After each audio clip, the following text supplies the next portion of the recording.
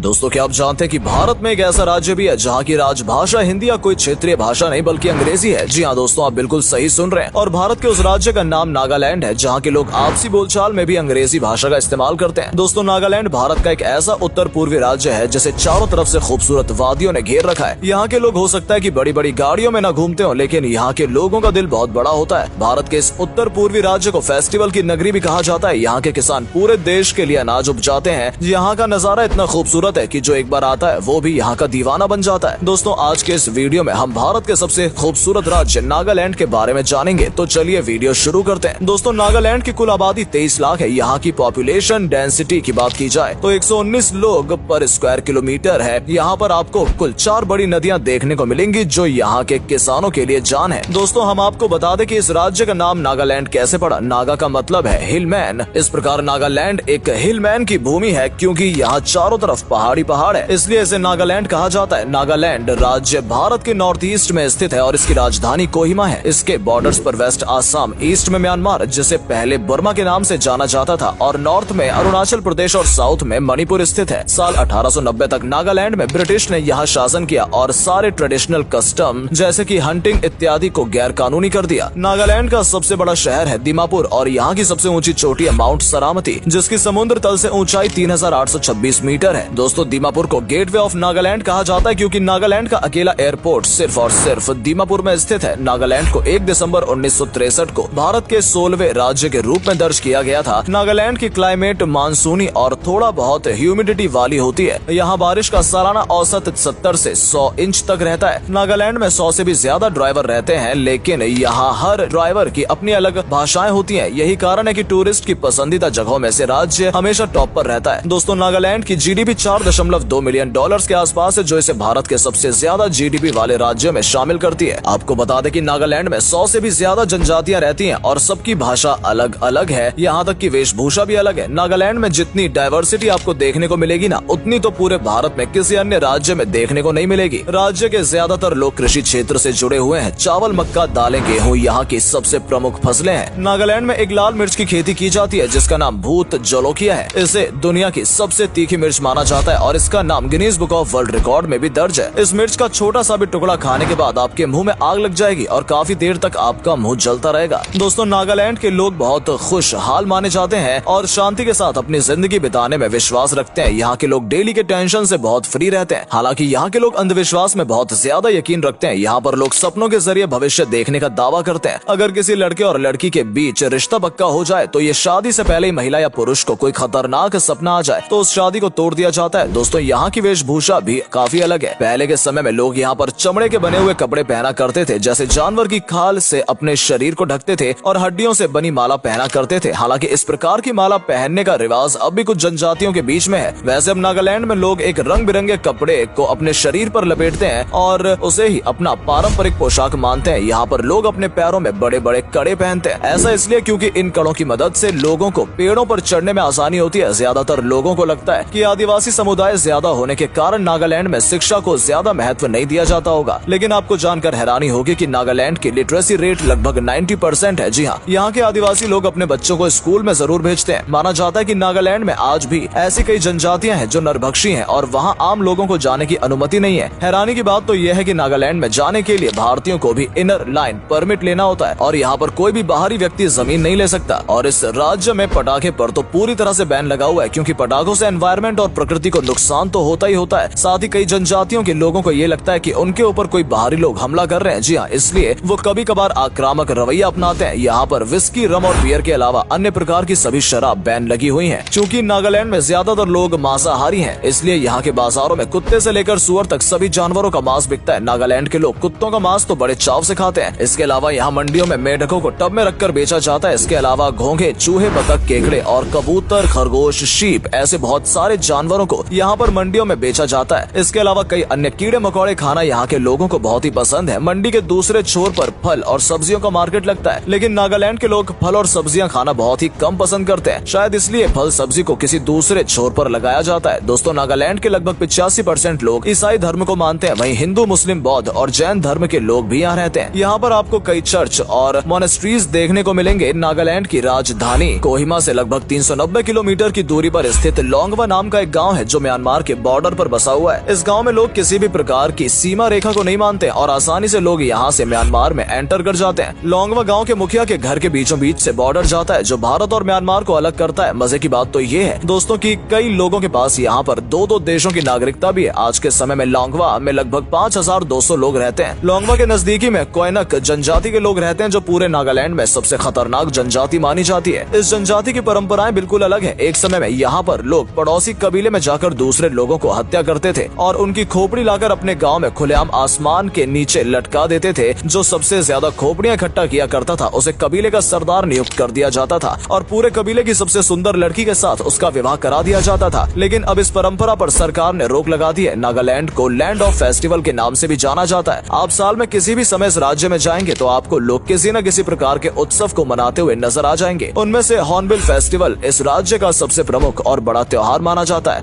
ये फेस्टिवल हर साल 1 से 10 दिसंबर तक चलता है। इसमें लोग जमकर मौज मस्ती करते हैं और लाजवाब ट्राइबल फूड्स का मजा उठाते हैं। ट्राइबल पकवानों में सबसे ज्यादा खाए जाने वाले पकवान में अखुरी, सुख, बास्के, स्प्राउट और पोर्क आदि शामिल हैं। इस त्योहार में लोग अपनी पारंपरिक वेशभूषा पहनते हैं और मिलकर जमकर नृत्य करते हैं। चावल से बनाई जाने वाली खास देशी शराब भी इस फेस्टिवल के दौरान खूब पी जाती है। हॉर्नबिल के अलावा तुलाली फेस्टिवल, यमसी फेस्टिवल, सैक्रेनी फेस्टिवल भी नागालैंड के प्रमुख त्योहारों में से एक है। तो चलिए बात करते हैं अब नागालैंड में घूमने लायक मनमोहक जगहों के बारे में। वैसे तो ये पूरा राज्य ही आपको अपनी ओर आकर्षित करता है। हर मोड़ और हर समय आपको नया दृश्य देखने को मिल जाएगा। ये चोटी से प्रकृति का खूबसूरत नजारों का आप लुत्फ उठा सकते हैं। अगर आप रंग बिरंगे फूल देखना चाहते हैं तो आपको यहाँ के वैली का शेर जरूर देखें। यहाँ की वैली में जहाँ तक आपकी नजर जाएगी वहाँ तक खूबसूरत फूल ही फूल आपको नजर आएंगे। इसके अलावा मोकोकचुंग नागालैंड का सबसे पुराने गाँव में से एक है और ट्रैकिंग के शौकीन लोगों के लिए यहाँ का चापू चोटी मुख्य आकर्षण का बिंदु है। ये नागालैंड की दूसरी सबसे ऊंची चोटी और इस चोटी के कारण ही नागालैंड को नॉर्थ ईस्ट का स्विट्जरलैंड कहा जाता है। इसके अलावा नटंकी नेशनल पार्क, फैगम वाइल्ड लाइफ सेंचुरी और रंगा वाइल्ड लाइफ सेंचुरी जैसे उद्यान में आप जंगल सफारी का आनंद ले सकते हैं। वैसे तो पूरे साल ही नागालैंड का मौसम बेहद सुहावना रहता है लेकिन बरसात के दौरान इस राज्य की सुंदरता देखने लायक होती है। नागालैंड घूमने के लिए मई से सितंबर तक का समय सबसे अच्छा माना जाता है। यहाँ पर ज्यादा गर्मी न होने के कारण बड़ी संख्या में टूरिस्ट सुकून के पल बिताने आते हैं। अगर आप प्रकृति को नजदीक से देखना चाहते हैं तो आप अपनी भागदौड़ भरी जिंदगी से कुछ समय अपनों के साथ बिताना चाहते हैं तो नागालैंड आपके लिए बहुत ही फेवरेट और सूटेबल होगा क्योंकि ये बहुत बड़ा टूरिस्ट डेस्टिनेशन है। नागालैंड को जब से पूर्ण राज्य का दर्जा मिला है तब से लेकर 2012 तक यहाँ कोई भी महिला विधायक नहीं थी क्योंकि नागालैंड में ज्यादातर आदिवासी समुदाय के लोग रहते हैं जिनमें महिलाओं को घर से बाहर निकलना या फिर चुनाव आदि प्रक्रिया में शामिल होना गलत माना जाता है। हालांकि पिछले साल फेंगनॉन कोन्याक को पहली महिला MP होने का गौरव प्राप्त हुआ है। इन सभी चीजों को देखने के बाद ये साफ पता चलता है कि नागालैंड में भी चीजें बदली जा रही हैं और नागालैंड की राजनीति में महिलाओं की भागीदारी बढ़ रही है। नागालैंड का स्टेट एनिमल घड़ियाल और सफेद मुंह वाले किंगफिशर को यहाँ का स्टेट बर्ड का दर्जा प्राप्त है और यहाँ पर कई तरह के मिनरल्स भी पाए जाते हैं। दोस्तों आपको नागालैंड के बारे में कौन सी बात अच्छी लगी हमें कमेंट्स में जरूर बताएं और हमारी वीडियो को लाइक करना ना भूलें। मिलते हैं नेक्स्ट वीडियो में, तब तक के लिए धन्यवाद।